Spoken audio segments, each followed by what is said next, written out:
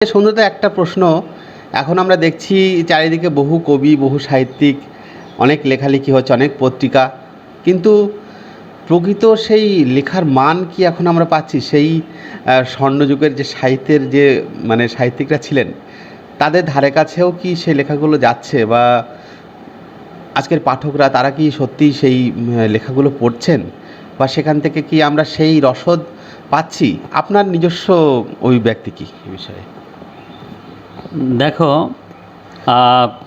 Corona কাল আর কি, লকডাউনের সময় থেকে আগে যেমন প্রতি দশকে যদি 25,000 লোক লিখতে আসতেন, তো করোনা কালে তো 25 লাখ লোক লিখতে এসছেন। তার কারণ বাইরে বেরোনোর কোনো পথ ছিল না, ঘরের ভিতরে বন্দি, ঘরে আর কি করবে, তো পড়া আর লেখাই তারা শুরু করে।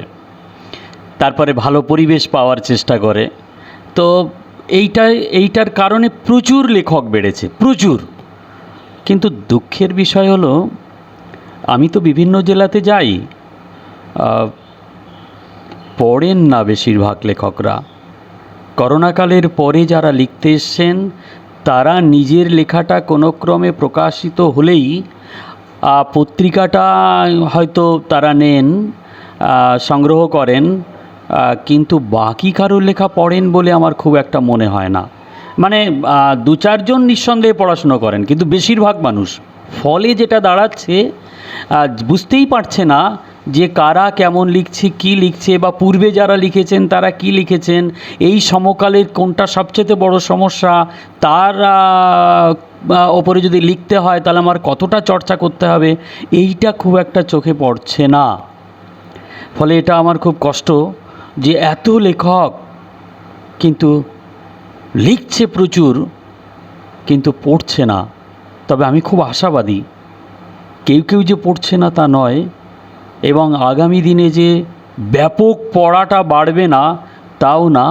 বিশেষ করে আমি যে সকল ছেলেমেয়েদের এবং মাটি থেকে উঠে আসা যে মানুষেরা, তাদেরকে আমি অনেকটা, যেহেতু আমার 41টা পত্রিকা, মানে এই মুহূর্তে জীবিত যার প্রত্যেকটি পত্রিকা জন্মের সঙ্গে আমি যুক্ত, ফলে আমি খানিকটা যেমন জোর করছি যে ভাই, কোনো একটি বিষয় লিখতে গেলে তোমাকে পড়তে হবে, জানতে হবে, সেই বিষয়টা বুঝতে হবে, সেটা আত্মস্থ করতে হবে, এরপরে তোমায় কলম ধরতে হবে এবং সেই শব্দ চয়ন করতে হবে যে শব্দর প্রয়োগে লেখাটার ভিতরেও একটা মুনশিয়ানা গড়ে ওঠে। ফলে পড়ছে, কিছু মানুষ পড়া শুরু করেছে, আগামীতে আরও বেশি পড়বে, আমি এটা খুব আশাবাদী। আমি আমার একমাত্র ভালোবাসার সঙ্গে আশাকেই টিকিয়ে রেখেছি।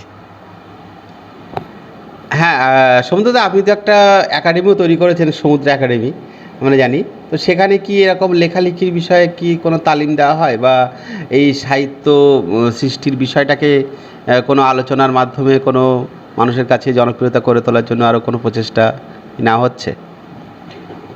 দেখো, এই মুহূর্তে আমার খুব কাছের, আমি নিজে কম বেশি জড়িত এরকম 16টা সংগঠন, সংস্থা, সাহিত্য সংস্কৃতি জাতীয়, আর 41টা পত্রিকার সঙ্গে খুব যুক্ত।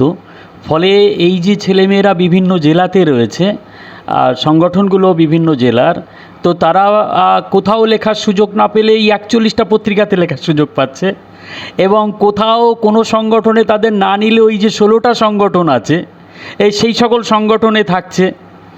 ফলে লেখার তালিম দেওয়ার তো প্রশ্ন আসে না, কিন্তু আমাদের পূর্বজনেরা যা লিখেছেন তা পড়তে বলা হচ্ছে বারবার, এবং সমকালকে বুঝবার জন্য তাকে আমি 3 রকম পড়ার কথা বারবার বলি যখনই কেউ জিজ্ঞাসা করে। একটা হচ্ছে প্রকৃতি পড়তে হবে, প্রকৃতি আমাদের বিশাল শিক্ষা দেয়, বিশাল, যা ভাবা যায় না। মানুষকে পড়তে হবে, প্রতিটা মানুষই ভিন্ন, ভিন্ন তাদের জীবনযাত্রা, চলন বলন, আর মানুষের শ্রেষ্ঠ লেখা পড়তে হবে। প্রকৃতি, মানুষ আর মানুষের শ্রেষ্ঠ লেখা। ফলে যে যাই সুন্দর করে নতুনভাবে মৌলিকভাবে মানুষের সামনে তুলে ধরতে চায়, তো এই সংগঠনগুলো নিয়মিত তা আলোচনা হয়। কারোর লেখা নিয়ে আলোচনা হয়, কি বিষয় নিয়ে লিখতে হবে তা নিয়ে আলোচনা হয়, কে কিভাবে পরিবেশন করছে, কিভাবে করলে আরও মনোগ্রাহী হবে সেটা চর্চা হয়। কিন্তু তথাকথিতভাবে তামিল দেওয়ার কোনো বিষয় নেই, কিন্তু মিলেমিশে ভীষণ চর্চা করা হয়। কোনো একটি প্রশ্ন জন্মালে যে দলিত সাহিত্য আদতেও হয় কি না, মতুয়া সাহিত্য আদতেও হয় কি না, তাহলে তার উত্তর খোঁজা হয় যে সাহিত্য তো সাহিত্যই, কিন্তু আমার বার্তা পৌঁছাবে মানুষের কাছে এমন তো একটি শব্দকে সামনে আনতে হবে। আর সে কারণেই দলিত সাহিত্য থাকবে, মতুয়া সাহিত্য থাকবে। আসলে সাহিত্য সাহিত্যই, ভাষার ওপরে হতে পারে, আর অন্য কোনো রকমভাবে আমরা হইয়ে নিই, কারণ প্রয়োজন রয়েছে, তাই সময় দাবি করছে। তাই এখন আমরা নানান সমস্যায় ভুলছি। তাহলে মূল নিবাসী, আসলে মূল নিবাসী তো সবাই, কোন সময়কালকে ধরবে? কিন্তু আমরা দেখছি অবহেলিত যে মানুষেরা, তথাকথিত আদিবাসী, শিডিউল কাস্ট, ধর্মীয় সংখ্যালঘু, ওবিসি, এই যে যারা পিছিয়ে রয়েছে, পিছিয়ে রেখেছে, তো তার একটি ব্যানার তো লাগবেই তার কাছে পৌঁছানোর জন্য।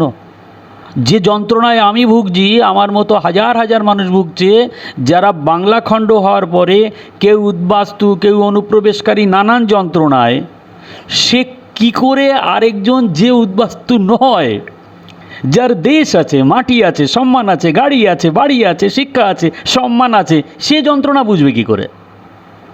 আর আমার সকালবেলা উঠে খাবারের অন্বেষণে ছুটতে হয়, আমি কাজ করব কিভাবে? আর সেইখানে দাঁড়িয়ে যদি আমি খাদ্য অন্বেষণ করে ঘর ভাড়া দিয়ে বা থেকে বন্ধুবান্ধবদের সঙ্গে মিশে গাড়ি চড়ে বিভিন্ন জায়গায় গিয়ে যদি আমি আমার কথা বলতে পারি, এই লড়াইটা তো আরও ভয়ঙ্কর। এই লড়াইটা আরও ভয়ঙ্কর, যার সঙ্গে কোনো ব্যাখ্যা চলবে না। এরকম আলোচনা করা হয়। এটাকে তামিল ঠিক দেওয়ার কথা আমি বলছি না, কিন্তু চর্চা হয় ভীষণ, এটাই আশার। তো এখনকার দিনে যারা নতুন কবি সাহিত্যিক উঠে আসছেন, একদম উঠতি কবি সাহিত্যিক, তাদের উদ্দেশ্যে আপনার কী বার্তা থাকবে? সাহিত্য সংস্কৃতি জগতের বন্ধুদের প্রতি আমার আমি আশাবাদী। সেই আশার জায়গায় দাঁড়িয়ে আমি শুধু একটা কথাই বলবো, যে কথা সবাই বলেছেন, যা মাইকেল মধুসূদন বলেছেন তা রবীন্দ্রনাথ বলেননি, তিনি কবিতায় বলেছেন।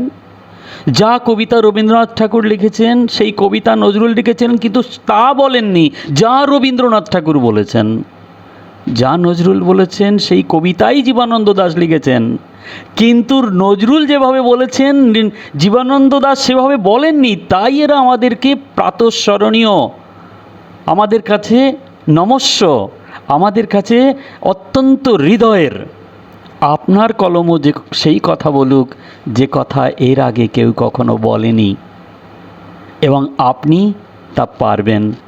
আমি আমার সাহিত্য সংস্কৃতি জগতের বন্ধুদের এবং আগামী দিনেও যারা আসবে তাদের কাছেও এই কথা, যে আপনি একটু খোঁজ করুন, দেখবেন অনেক কথা বলা হয়েছে, কিন্তু বহু কথা বলা হয়নি, বহু বহু বহু কথা বলা হয়নি। যা বলা হয়নি সেটাই আপনি বলুন, আমরা সবাই তার অপেক্ষায় রইলাম। অনেক কথা যাও যে বলি, কোনো কথা না বলি, তোমার ভাষা বোঝার আশা দিয়েছি জলাঞ্জলি। কবিগুরুর সেই বিখ্যাত কবিতা বা গান, সেটা দিয়েই যেন আজকে সমুদ্রদার শেষ বার্তা শেষ হলো। তো শেষ হইল না শেষ, আমরা সমুদ্রদার কাছ থেকে আরও বিভিন্ন তথ্য পরবর্তীকালে আরও শুনবো, জানবো, বোঝার চেষ্টা করব। তবে আজকের মতো আমরা সমুদ্রদাকে ধন্যবাদ জানাচ্ছি। নমস্কার সমুদ্রদা, আর দর্শক যারা দেখছেন তাদেরকেও ধন্যবাদ। আর আমাদের এই বিষয়বস্তু কেমন লাগলো আপনারা অবশ্যই কমেন্ট করে জানাবেন, আর কোনো জিজ্ঞাসা থাকলে অবশ্যই কমেন্ট বক্সে সেটা লিখবেন। ভালো থাকবেন, ধন্যবাদ।